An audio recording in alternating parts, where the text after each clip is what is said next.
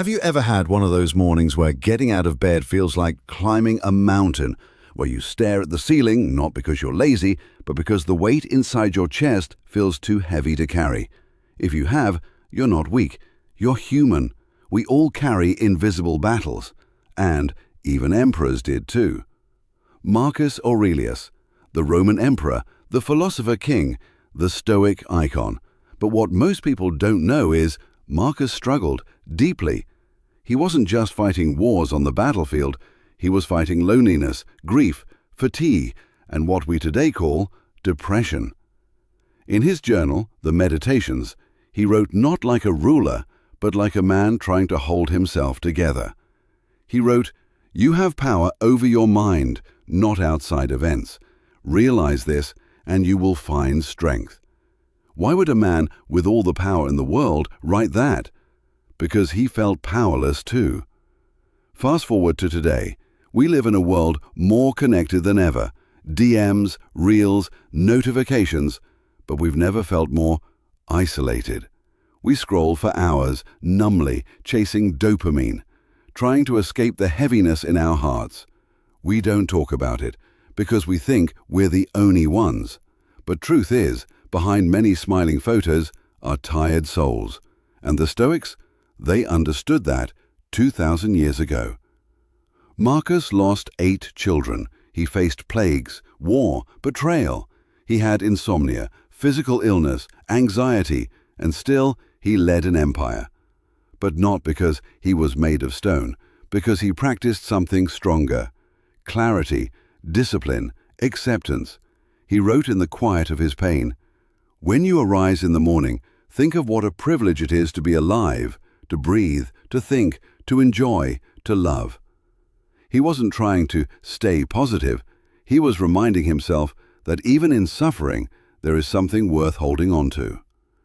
Today we call them depression, anxiety, burnout. You might call it not feeling good enough.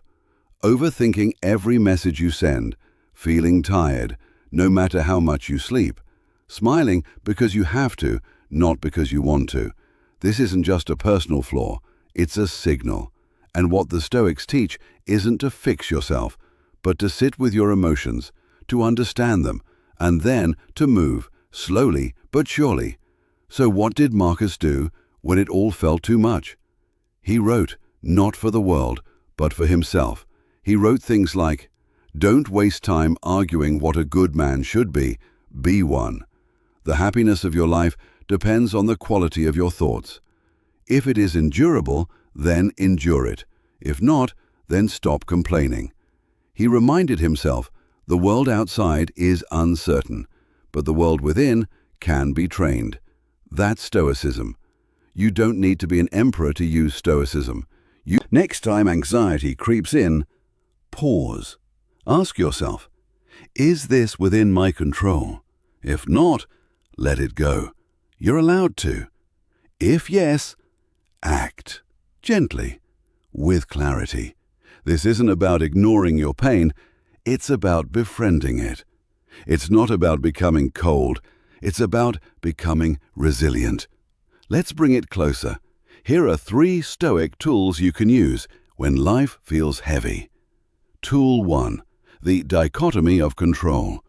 Write 2 columns. On the left, what I can control. On the right, what I cannot. Put your energy only into the left. You can't control what others say. You can control how you respond. You can't control the past.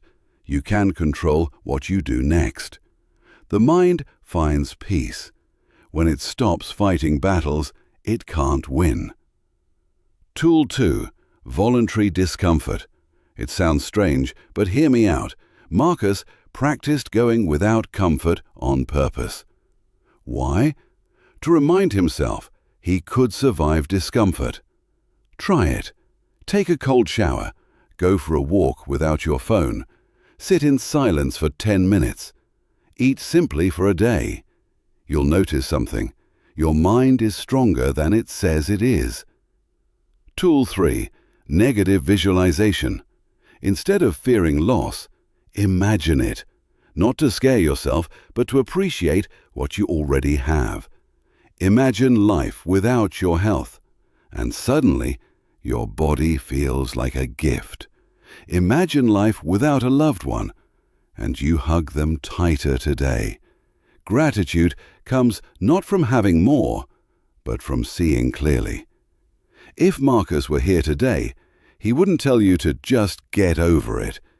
He would sit beside you and say, "This is hard, but you are not less because of your sadness.